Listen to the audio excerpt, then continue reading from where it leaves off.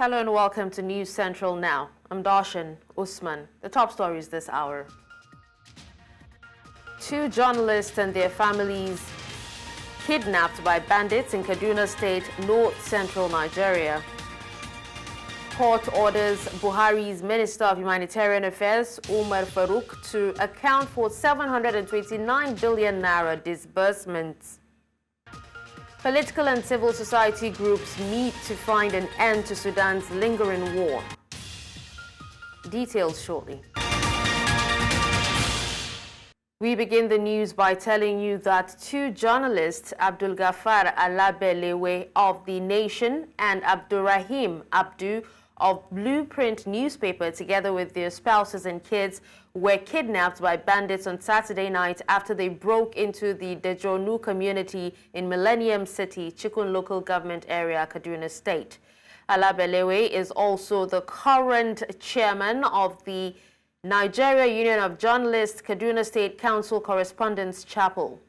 Taufik Olayemi, a relative of one of the victims, corroborated the occurrence and stated that the bandits broke into the area at around 10:30 p.m., shooting randomly before committing their crime. Olayemi said the bandits kidnapped Alabelewe, his wife, and 2 of his children, while Abdu and his wife, who was also sick, were kidnapped, leaving behind their sick daughter. Meanwhile, the Kaduna State Council of Nigerian Union of Journalists has condemned the abduction of 2 of its members on Saturday night in Kaduna State. The condemnation was expressed in a joint statement released on Sunday in Kaduna by Secretary Gambo Sanga and Chairman of the Council, Asma'u Halilu. The Kaduna State Council of NUJ, however, enjoined all practicing journalists in the state to be vigilant in their daily activities while also praying for the safe return of the abducted colleagues and their families. The Federal High Court sitting in Lagos has ordered a former Minister of Humanitarian Affairs, Disaster Management and Social Development, Sadiya Umar Farouk, to account for payments of 729 billion naira to 24.3 million poor Nigerians for 6 months. The court also ordered the former minister to provide the list and details of the beneficiaries who received the payments, the number of states covered, and the payments per state. The judgment was delivered in June by Justice Deinde Isaac Dikbeolu following a Freedom of Information suit brought by the Socio-Economic Rights and Accountability Project. The Chief Justice of Nigeria, Justice Olukayode Ariwola, will on Wednesday, July 10th, swear in the 12 newly appointed judges of the High Court of the Federal Capital Territory. A statement by the Director of Press and Information of the Supreme Court, Dr. Festus Akonde, said the swearing-in ceremony would hold at the main courtroom of the Supreme Court of Nigeria by 10 a.m. Away from that, Nigeria's federal government has described a recent report by the Daily Trust newspaper claiming that the recent bilateral agreement between Nigeria and the European Union, also known as the Samoa Agreement, seeks to promote the rights of lesbians, gays, bisexuals, and queer citizens as false, malicious, and misleading. Nigeria's Minister of Information and National Orientation spoke to newsmen in the nation's capital, Abuja, saying that the federal government will seek legal redress over the report, which attempts to mislead the public and portray its intentions in bad light. Amadin Uyi has the report. The report by the Daily Trust newspapers had stirred national controversy. For a nation deeply religious, along both the Christian and Islamic faith, information that Nigeria's federal government was about to legitimize LGBTQ is not one to be taken lightly.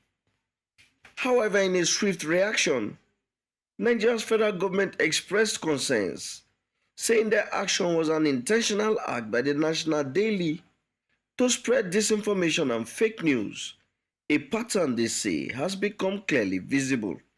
We, however, did not envisage that Daily Trust and the people behind it could descend to the reckless level of attempting to set the country on fire by falsely accusing the government of signing a deal to promote LGBTQ.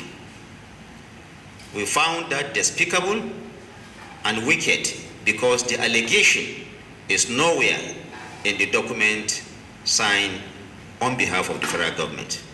At this emergency press briefing, Nigeria's Minister of Budget and National Planning explained the objective of the agreement signed, saying it was done in the interest of citizens.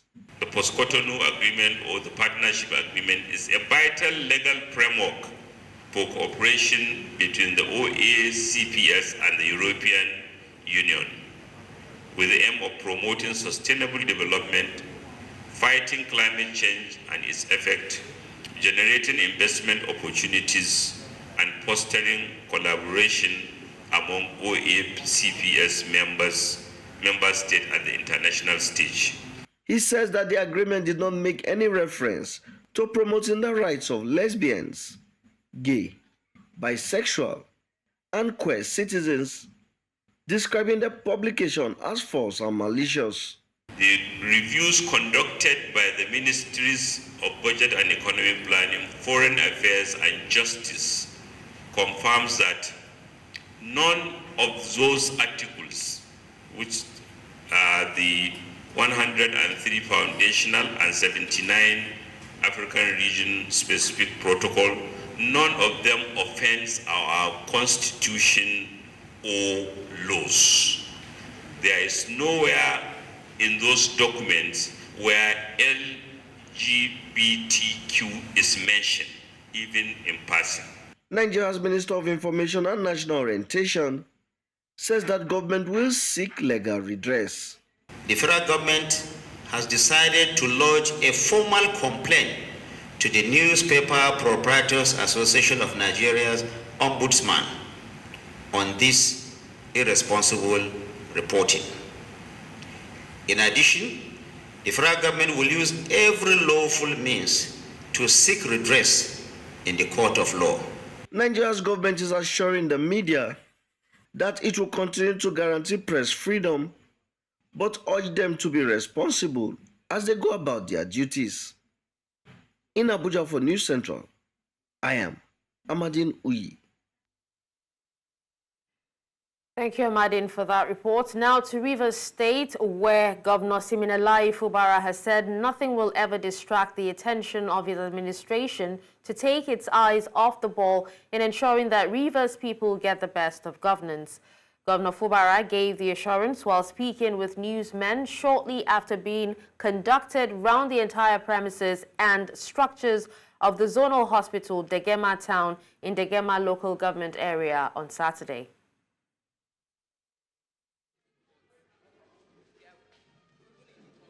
What we're doing is to assure our people that it's not just about we giving them road, giving them other things.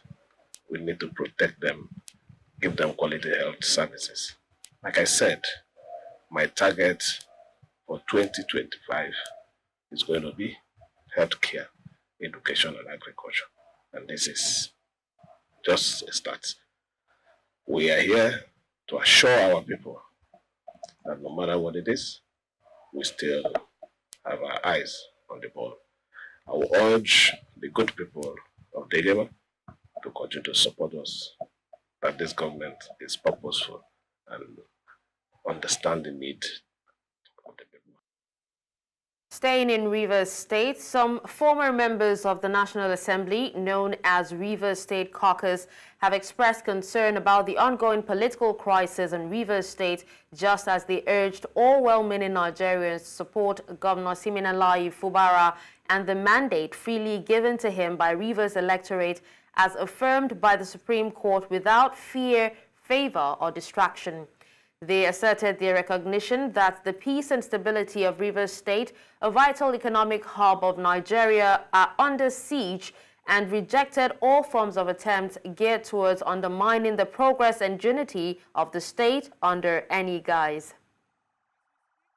We believe that the calls for a state of emergency are unwarranted and have every confidence in the government's ability to address any challenges that may arise.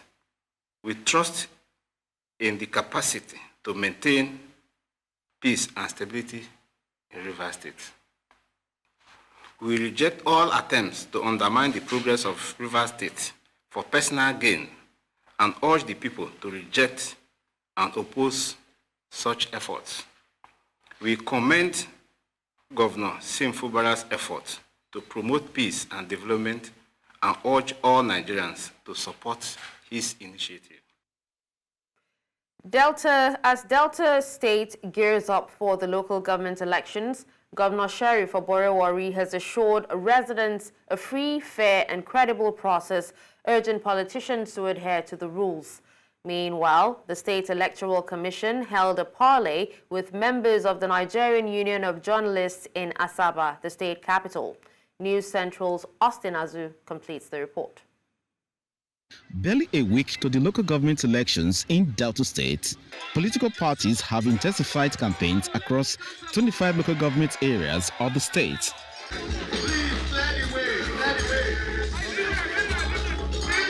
However, the state's electoral umpire is leaving no stone unturned to conduct acceptable polls as it continues its sensitization and meeting various stakeholders across the state. The Commission is here at the NUJ House, Asaba, to interface with a cross-section of the media in the state ahead of the polls. So this workshop has been put in place to encourage correct reportage of elections so that the public is not misinformed about the conduct of the elections. Our members need to be attuned with the trends and the laws to be guided so that they will be able to carry out their traditional function of unbiased reporting, objective reporting. They are the eyes of the society, and we need them to be conscious of this when they cover elections. Secondly, we need to make sure that nobody is compromised in the election. We need to be active in our job to make sure that everything, the policemen, the security men, they are there at the polling units to make sure that everything is ready. And the election time, they start immediately, the materials are provided. Also concerned about a peaceful poll is the state governor, Sheriff Oborewari, as wants politicians to be tolerant of all divergent views, no matter the opposition. This local government election, I'm telling all the candidates, not only in PDP, that it's going to be free, fair election. So if you think you just have, because it's a local government election, you are making a very big mistake. Do your campaigns very well, and the elections will properly monitor, because I believe in democracy. The local government elections are bid to take place on Saturday, July 13th across the 25 local government areas in Delta State. In Delta, for News Central, Austin Azu. News Central now returns after the break. Welcome back and thank you for staying with us. A joint team from Nigeria's Rural Electrification Agency and the World Bank visited the University of Maiduguri in Borno State to evaluate the ongoing Energizing Education project. The initiative aims to enhance education by providing reliable electricity through a 12-megawatt solar hybrid power plant to the tertiary institution and the University of Maiduguri Teaching Hospital. News Central's Umari Kirawa completes the report. This is the 12 kilowatts hybrid power plant designed to provide uninterrupted electricity to enhance learning environments and effective healthcare at the University of Maiduguri and its teaching hospital. The federal government initiative saw the joint team from Rural Electrification Agency and the World Bank here assessing the progress of the ongoing project. The installation of the Phoebe has been done, the cabling almost done, civil work of the construction of the world-class training center has also been completed.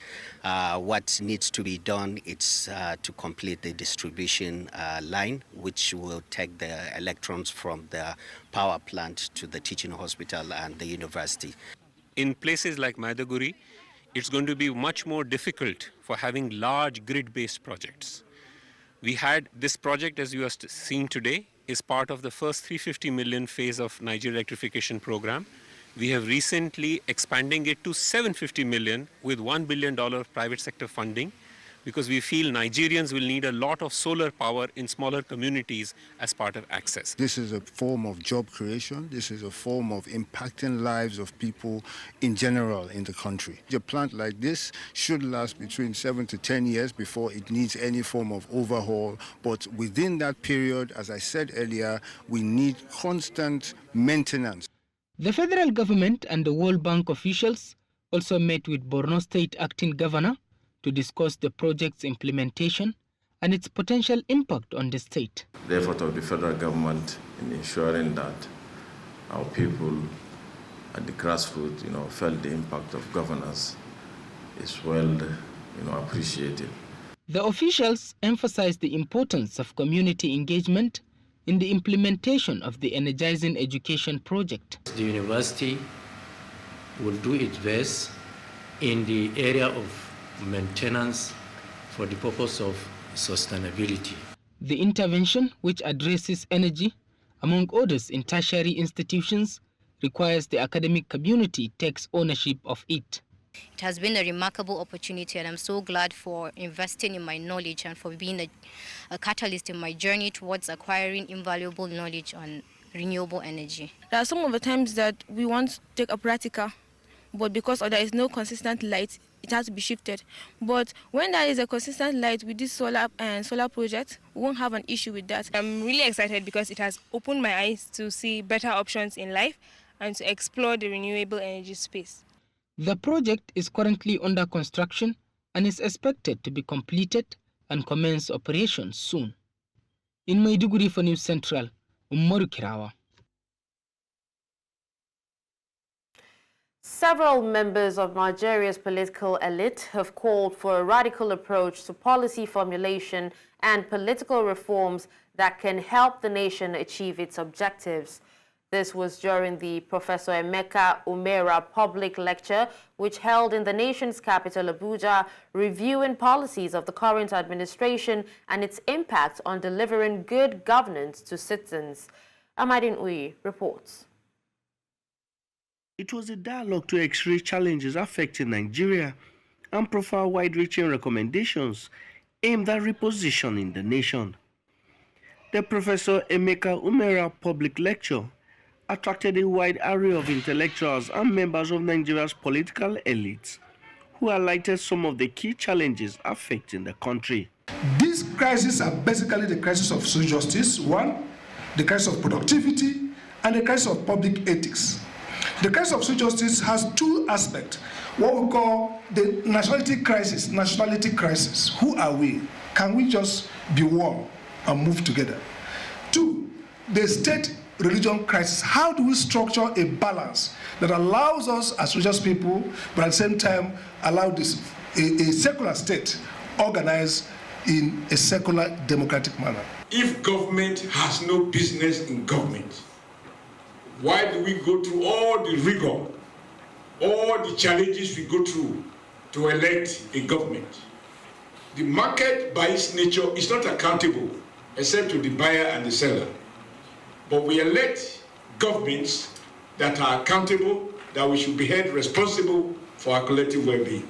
Some in attendance say policies formed with Nigerians in mind and considering their peculiarities were more successful. Nigeria was at its best when we formulated policies that were informed by the Nigerian condition and by the character of the Nigerian people. Up until that needless debate about whether or not the Nigeria state should surrender and we should delegate the market to regulate our lives.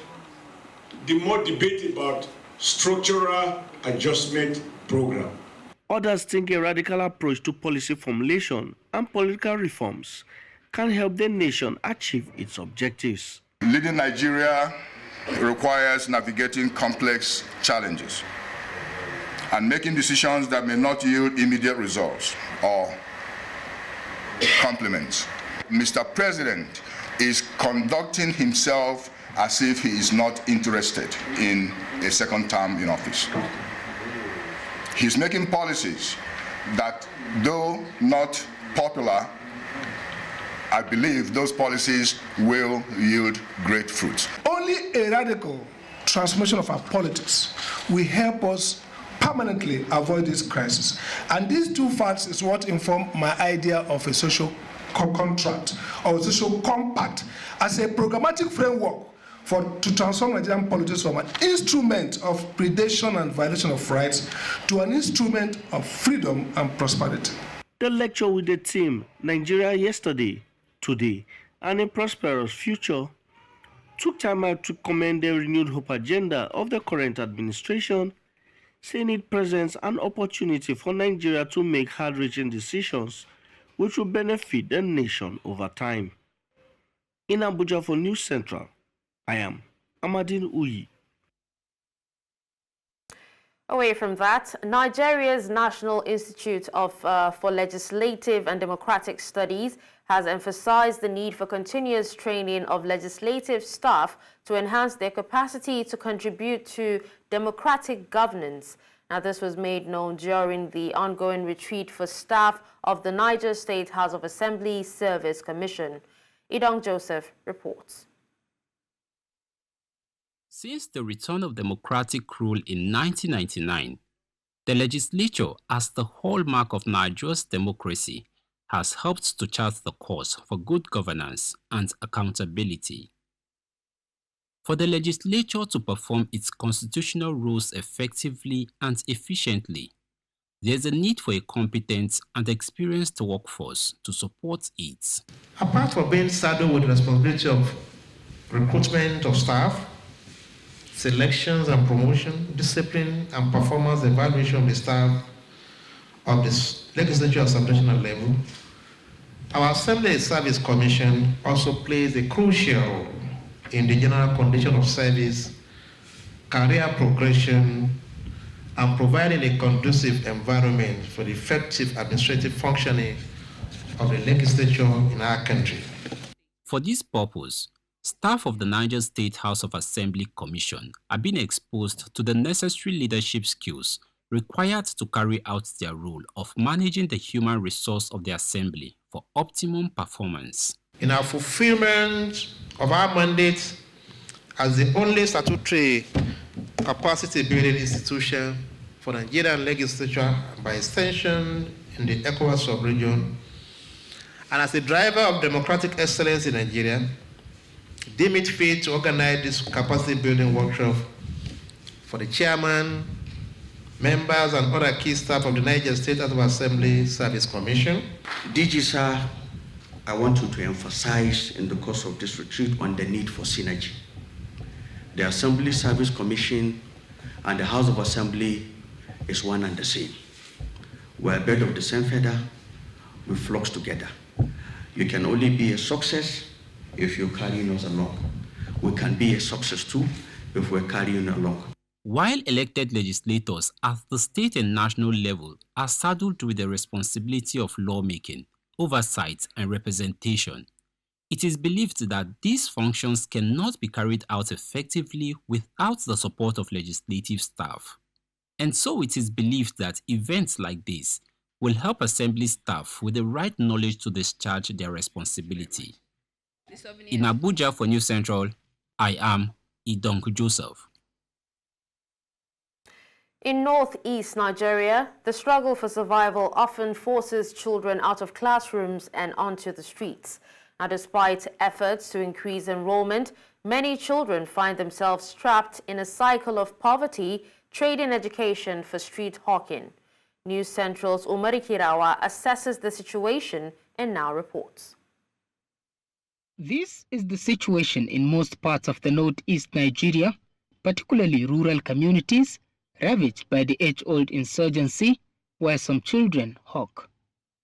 Parents also send their children for miles in search for firewood, further compounding high rates of out-of-school children.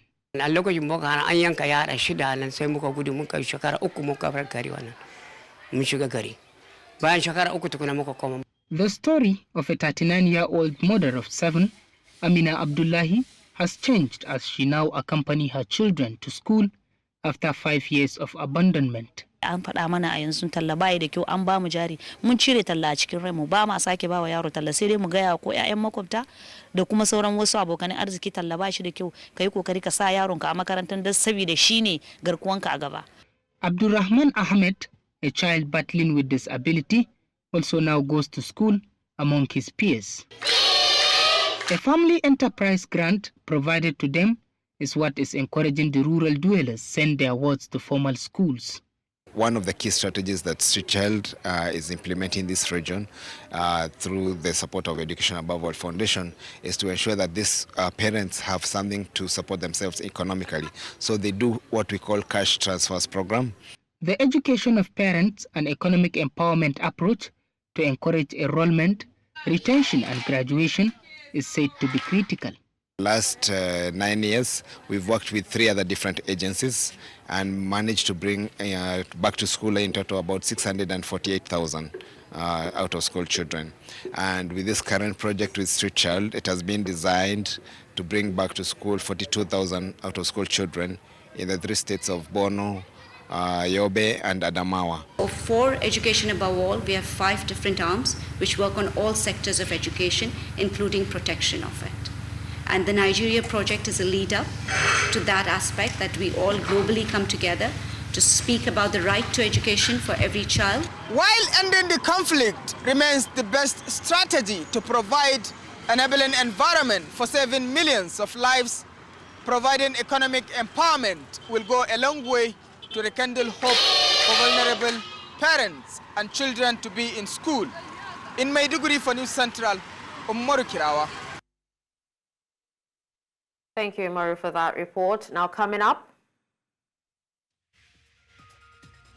political and civil society groups meet in a bid to resolve Sudan crisis. We'll bring you details after the break.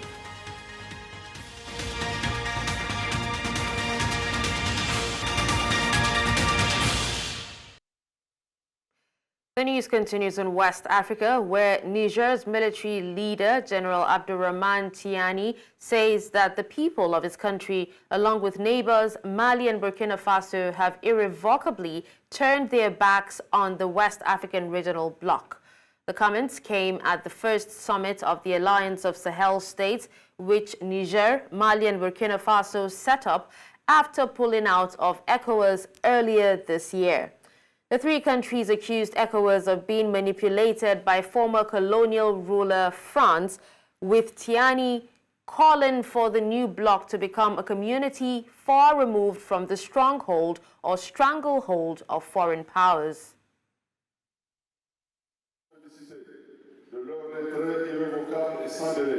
De la CEDEAO. Les chefs d'État ont exprimé leur satisfaction pour le succès enregistré grâce à la mutualisation des moyens des 3 États dans la lutte contre le terrorisme. Ils ont adopté le traité instituant la confédération entre le Burkina Faso, la République du Mali et la République du Niger, dénommée Confédération des États du Sahel, en abrégé AES. Sur les questions de développement, les chefs d'État ont souligné la nécessité de mutualiser leurs moyens en vue de mettre en place des projets structurants et intégrateurs dans les secteurs stratégiques, notamment l'agriculture et la sécurité alimentaire, l'eau et l'environnement, l'énergie et les mines. Meanwhile, a West African Leaders Summit is set to open on Sunday amid political turmoil after the military rulers of Niger, Mali and Burkina Faso cemented a breakaway union at a rival meeting. ECOWAS is already wrestling with sweeping jihadist violence, financial trouble and the challenges of mustering a regional force. It was not clear how the bloc would respond after Niger, Mali, and Burkina Faso adopted a treaty establishing a confederation of Sahel states in Niamey on Saturday. Senegal's Prime Minister Usman has implored young people not to attempt the perilous Atlantic route to Europe, days after scores of would-be migrants perished when their boat capsized off Mauritania. Nearly 90 migrants bound for Europe died after their boat overturned earlier this week, with dozens reported missing in the latest tragedy to occur in the notoriously dangerous crossing off West Africa. During a speech at Gaston Berger University in the northern city of St. Louis, broadcast on his official Facebook page, Sonko stated that yet another shipwreck occurred off their coast guard, and while they waited the exact figures, it is thought to have cost the lives of many young people. Now in East Africa, Sudanese political and civil society groups met in Egypt to discuss ways to end the war engulfing Sudan. The warring parties, however, didn't take part in the Egypt-sponsored conference. Recall that simmering tensions between the nation's military and an infamous paramilitary group, the Rapid Support Forces, erupted into open warfare in the country's capital, Khartoum, in April of last year, plunging Sudan into anarchy. According to the United Nations, the devastating conflict has killed more than 14,000 people and wounded 33,000 others. However, rights activists say the toll could be much higher. Still ahead, Papua New Guinea minister arrested in Australia. We'll bring you details after the break.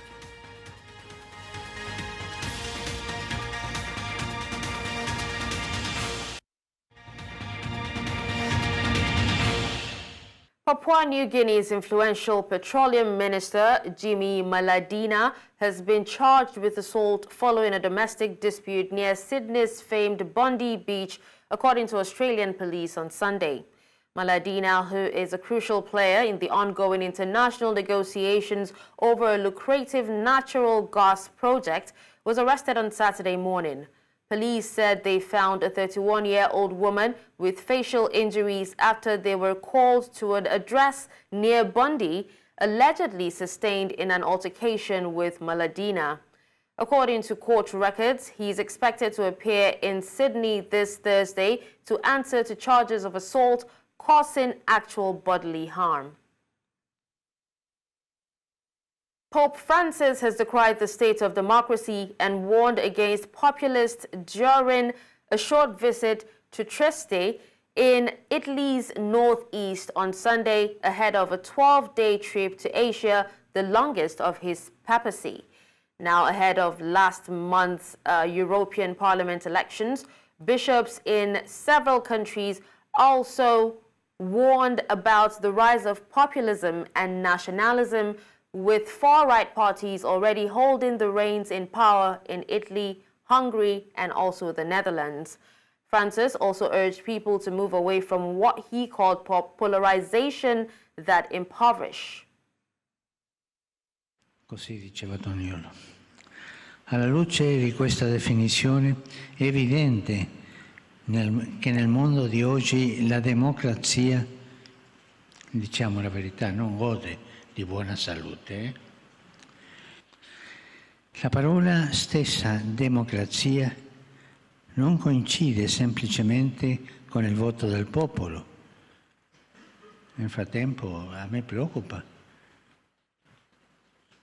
il numero ridotto della gente che è andata a votare. Cosa significa quello? Le ideologie sono seduttrici. Qualcuno le comparava come quello che a Amelin suonava il flauto.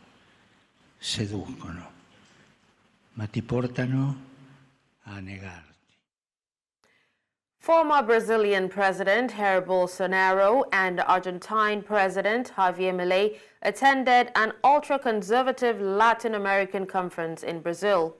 Bolsonaro gave the closing speech on the first day of CPAC Brazil, 2 days after the federal police accused him of money laundering, embezzlement, and criminal association, according to local media. Nunca político pode ser mais do que povo. E ambição só se for para se mudar e mudar o destino do seu país. Não ambição pelo poder. Isso é péssimo. Quem quer o poder pelo poder. Apesar da Polícia Federal ter ido 3 vezes na minha casa. Na casa dos meus filhos. Hoje, eu tenho 300 e poucos processos ainda. Vale a pena. A gente não vai recuar. 2 firefighters sustained injuries while trying to put out a fire in the Truck Po community of Bangkok, Chinatown, late on Saturday. At least 30 others are reported to have been affected from inhaling the fumes. Firefighters and rescue teams from 11 stations and over 30 fire engines were deployed. The fire broke out in a narrow alley that had only one hydrant, making it difficult to access water for the firefighting operation.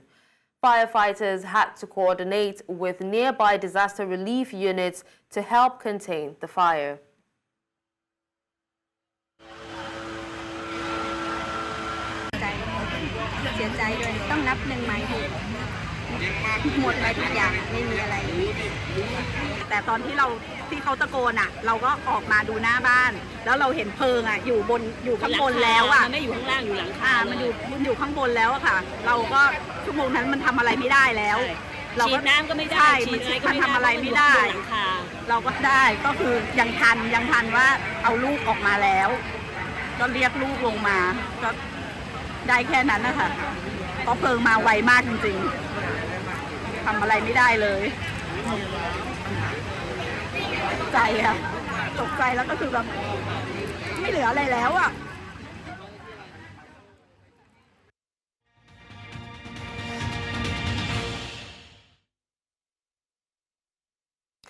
In business, Nigeria's Vice President Kashim Shettima has called for a significant shift from dependence on oil to other critical sectors with attractive investment returns in Nigeria.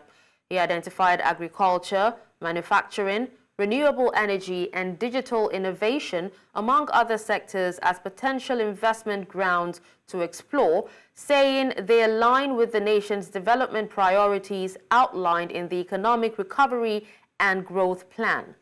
The Vice President, who stated this during the existing Foreign Direct Investors Roundtable at the banquet hall of the Presidential Villa in Abuja, noted that the 8-point agenda of the Renewed Hope administration of President Bola Ahmed Tinubu signals diverse avenues for investment, from agriculture to renewable energy. South Africa's new environment minister says his primary focus will be on getting the country to spend the billions of dollars of climate finance that have been made available to it, accelerating the development of renewable energy facilities. Dion George said more needs to be done to implement the $9.3 billion Just Energy Transition Partnership with some of the world's richest nations. The member of the country's second biggest political party, who was appointed to the post on Sunday as part of the country's first coalition government since the 1990s, also wants to boost connecting renewable energy plants to the national grid.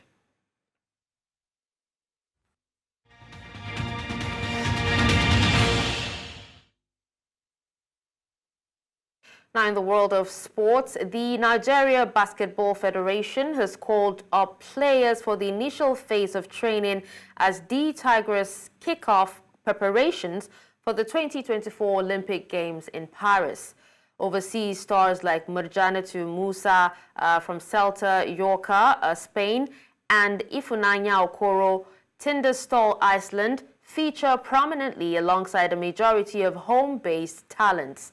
Leading the domestic contingent is Afro-Basket champion Nkem Akaraiwe from Nigeria Customs, supported by players such as Regina Donanu, Wando Hembam, and others from MFM.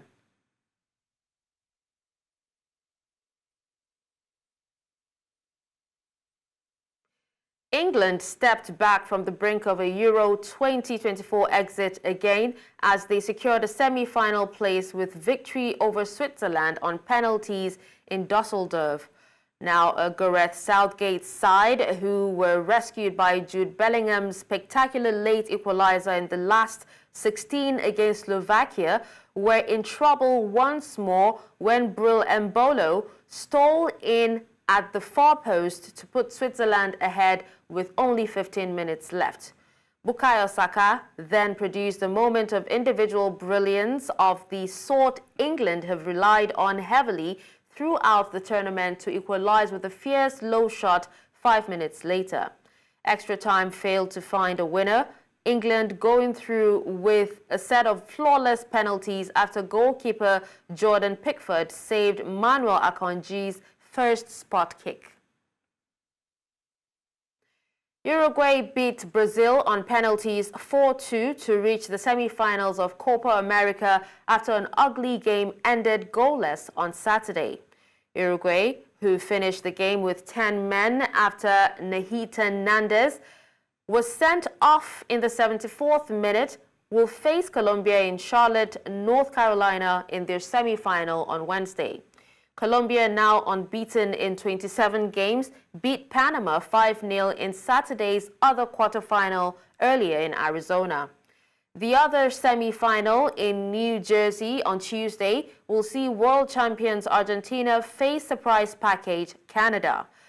For 5 times world champions Brazil, it was a disappointing early end to a tournament in which they never truly clicked, and a lot of work remains to be done if Dorival Jr.'s team are to be in shape to compete for the title in the 2026 World Cup. World #1 Iga Swiatek was dumped out in the 3rd round of the 2024 Wimbledon by Yulia Putintseva of Kazakhstan in a remarkable match on Saturday. The Pole, who won her 5th Grand Slam title last month, unraveled as Putintseva, full of tricks and tennis smarts, recorded a stunning 3-6, 6-1, 6-2 victory. Swiatek hit 38 on forced errors, the wheels coming off as Putintseva earned the biggest win of her career to set up a last 16 clash with Jelena Ostapenko. And that's all at this hour. But before we go, here's another look at some of our major stories. We told you that 2 journalists and their families kidnapped by bandits in Kaduna State, north-central Nigeria. We also told you that court orders Buhari's Minister of Humanitarian Affairs, Umar Farouk, to account for 729 billion naira disbursement. Finally, we heard that political and civil society groups meet to find an end to Sudan's lingering war. Send your eyewitness report to the WhatsApp number on the screen. Do follow us on social media. We are at News Central TV. You can watch News Central live on DSTV channel 422, Star Times channel 274, Avo TV, and YouTube. Many thanks for watching. I'm Dashen. Usman.